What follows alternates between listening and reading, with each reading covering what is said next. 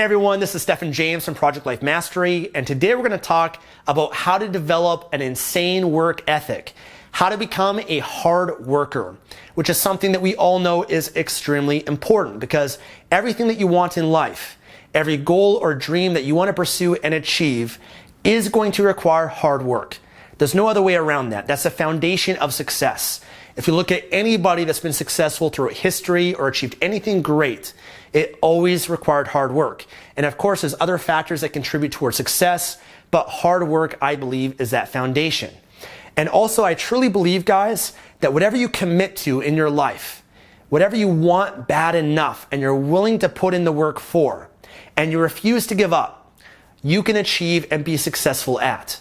There's no limitations. Whatever you set your mind to, you're willing to work hard enough for, you can achieve. So we want to cultivate this. We want to develop our capacity and raise our standards to be a much harder worker in our lives. Now, let's dive into this. One thing I'm going to mention is I'm not really a fan of those two words going together, hard work, because it presupposes that work has to be hard. And that's not true. I think work might be hard at the beginning. You've never done it before. It might be difficult or challenging for you to do. It might be beyond your comfort zone, your threshold, your current capacity of what you can do. So therefore, it might be hard or difficult. Maybe at the beginning, you link pain to the process of doing it. And so it requires work, pushing yourself and discipline and willpower to do it. But that's not really sustainable long term. I believe there's two different types of motivation. There's push motivation and then there's pull motivation. Push is when you link pain to doing it and you got to push yourself. You got to push yourself to go to the gym. You got to push yourself to go to work each day. You got to push yourself to work on your business. You can push yourself for only so long before you get burnt out.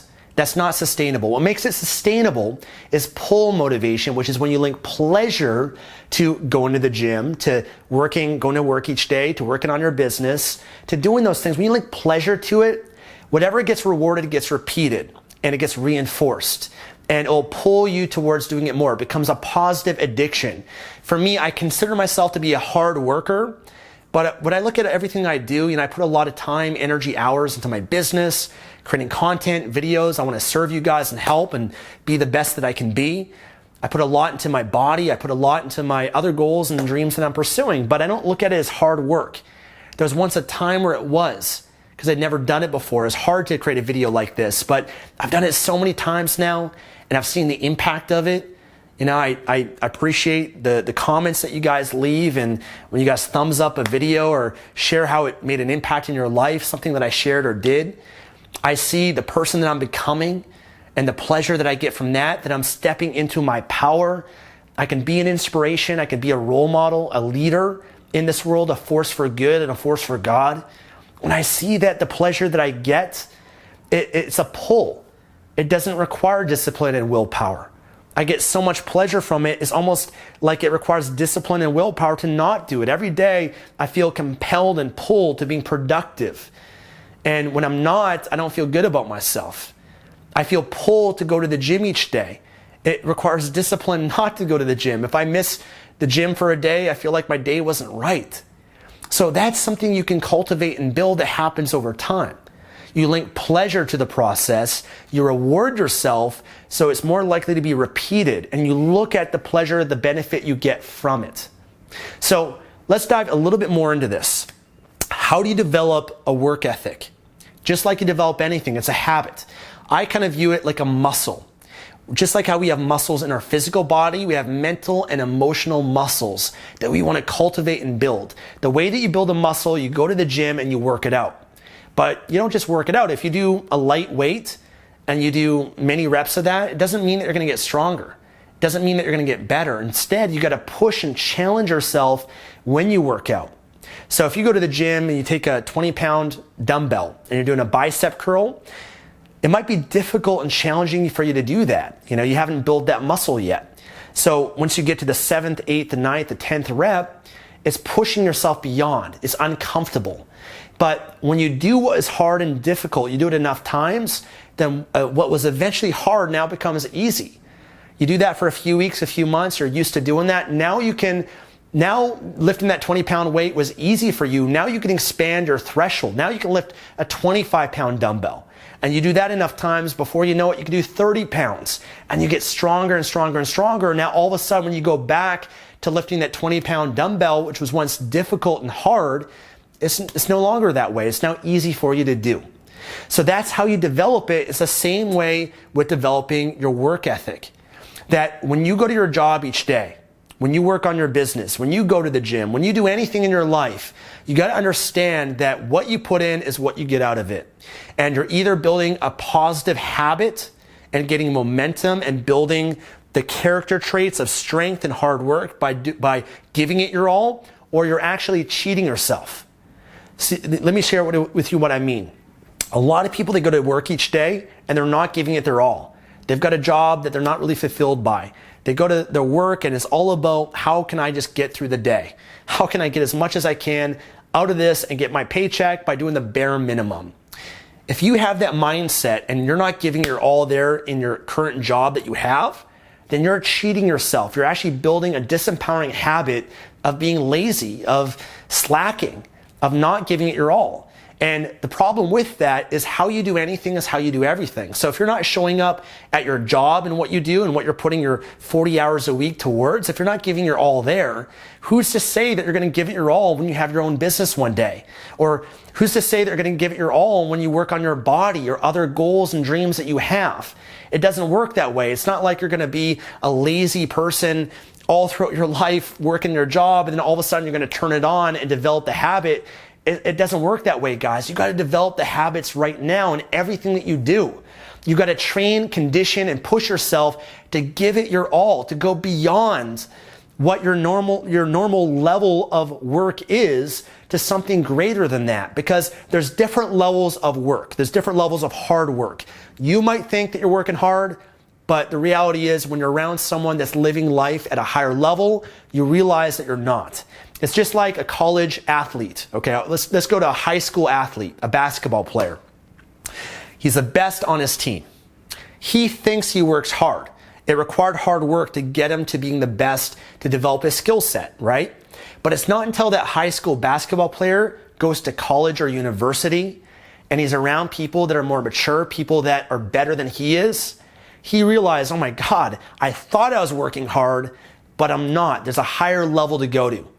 And then when that college basketball player goes to the NBA, the professional league, and he's around the best in the world, it creates a new definition for him of what hard work is. He thought he was working hard, but when you're around the best, the people that have a higher standard than you, it makes you realize, you know what, there's another level that I need to get to, that I need to cultivate and develop. There's obviously a different standard of what hard work is for a Michael Jordan, a Kobe Bryant, a LeBron James, the best in the world, compared to everybody else. So be careful in thinking, oh yeah, I work hard already. There's other levels you got to get to, because you keep doing what you've always done, you're going to keep getting what you've always got. You know, the same level of thinking of what got you to where you are won't get you to where you want to go. So if you're not yet achieving what you want in your life, even though you think you're working hard, maybe it's time to take that to a new level.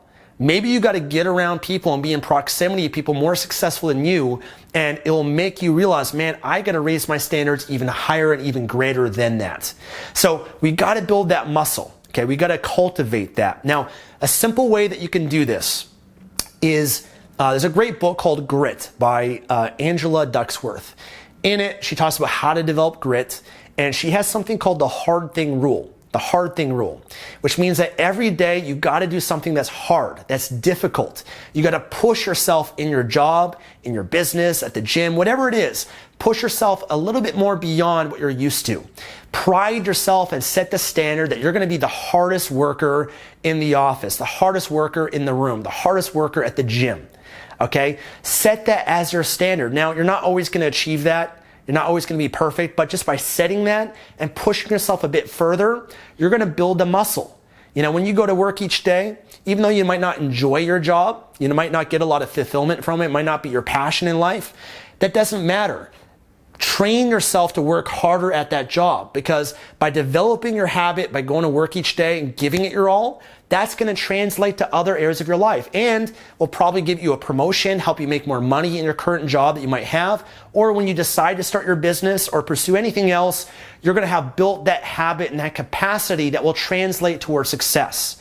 So look at everything you're doing right now in your life as an opportunity to build muscle, to push yourself, to challenge yourself, to do something hard or difficult. Because when you do that enough times, it becomes a lot easier for you. So let me give you some examples, things that I did in my life.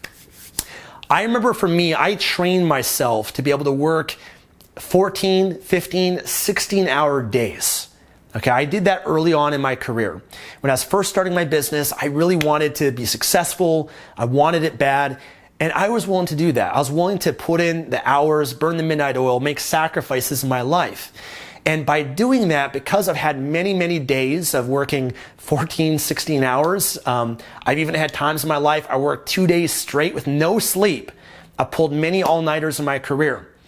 By doing that, guys, it's not that I want to do that forever. I don't do that today. I don't need to. I'm in a different position in my life. But by doing that, in comparison, when I work an 8-hour day, a 10-hour day, a 5-hour day, it's so much easier because I've already pushed myself beyond that.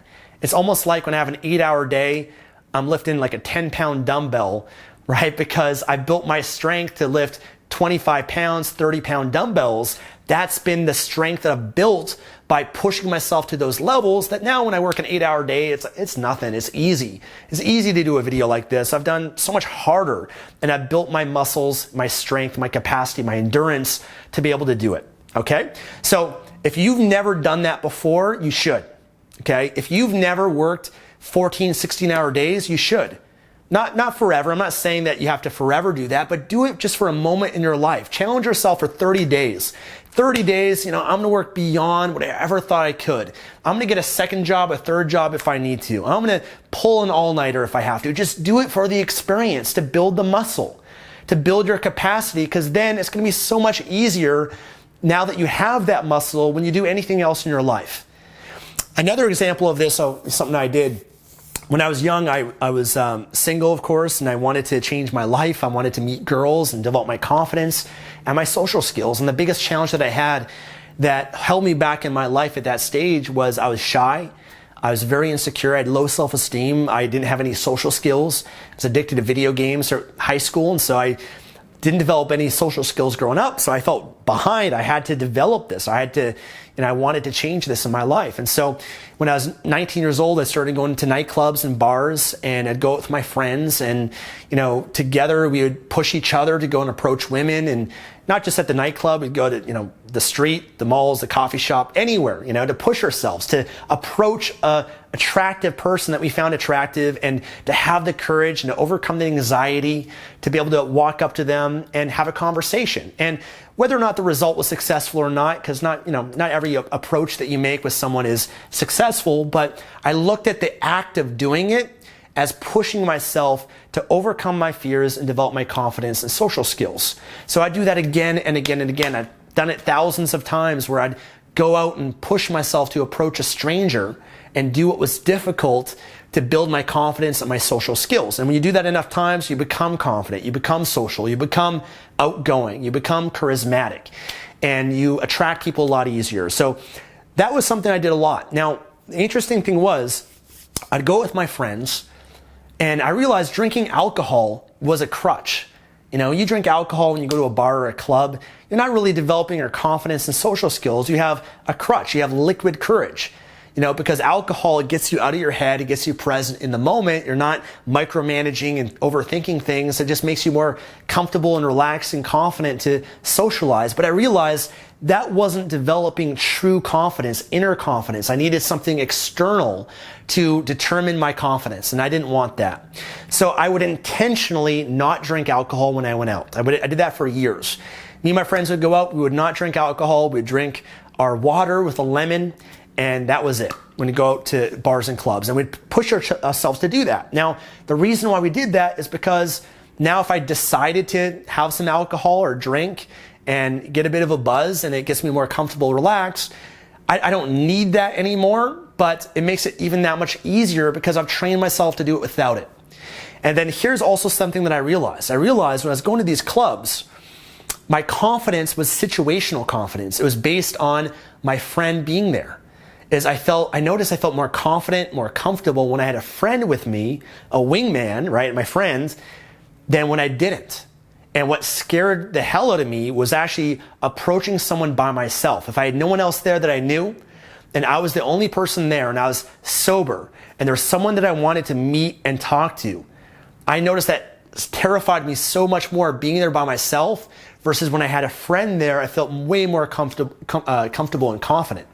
So I recognized this and I said, that's not real confidence, that's situational confidence. What am I gonna do if the woman of my dreams is right there, someone I wanna meet? I'm gonna not approach her because I'm fearful because I haven't built this. I'm gonna miss out. I'm gonna have a feeling of regret my whole life, kicking myself because that could have been the one. And I never wanted to experience that. I never wanted to have that pain of regret. So what I decided to do was I needed to learn how to go to nightclubs by myself. No friends there, a new environment, I don't know anybody, I'm totally sober.